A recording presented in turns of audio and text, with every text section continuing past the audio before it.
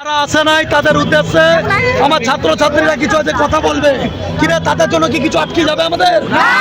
আমরা যথেষ্ট হ্যাঁ কিনা? যে সমস্ত শিক্ষকরা আসে নাই তাদের উদ্দেশ্যে কি বলবি? ব্যবসা করে যাও, ছেলেদের জন্য কিছু আর ভেবো না।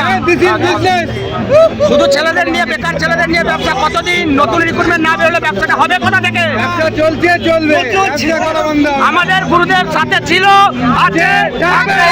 চিরঞ্জিত স্যার জিন্দাবাদ, চিরঞ্জিত স্যার জিন্দাবাদ।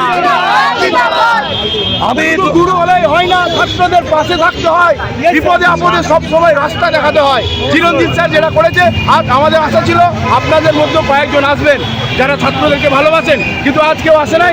তাই বুঝতে পারছি যে তারা শুধু ব্যবসাই করে।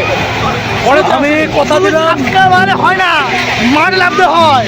একদম মাঠে নামতেই হয় আমাদেরকে, মানে স্যার হয় না। ওয়ান ম্যান আর্মি একা লড়েছে, ওয়ান ম্যান আর্মি শুধু বাংলার ইউটিউব চ্যানেল কিন্তু স্যার এসছে সুন্দর করতে। বাংলার খান স্যার ওয়ান ম্যান আর্মি। আজকে ভিডিওতেই চিরঞ্জিত স্যার বড় বড় কথা বলেনি। 7 দিনে তোদের রিক্রুটমেন্ট বার করবো। 7 দিনে রিক্রুটমেন্ট বার করবো। হয়তো আমরা আজকে মাঠে রাস্তায় নেমেছি, আজকে রিক্রুটমেন্ট বেরোলে হয়তো পশ্চিমবঙ্গের প্রচুর ছেলে মেয়ে রিক্রুটমেন্টের জন্য ফর্ম ভরবে, কিন্তু জেনে রাখো আজকে তোমাদের সফলতার পেছনে কোনো না কোনো জায়গাতে আমাদের গুরুদেবের হাত রয়েছে। তাই জন্য আমরা সবসময় বলি চিরঞ্জিত স্যার জিন্দাবাদ, জয় মা কালী, জয় মা কালী, জয় মা কালী।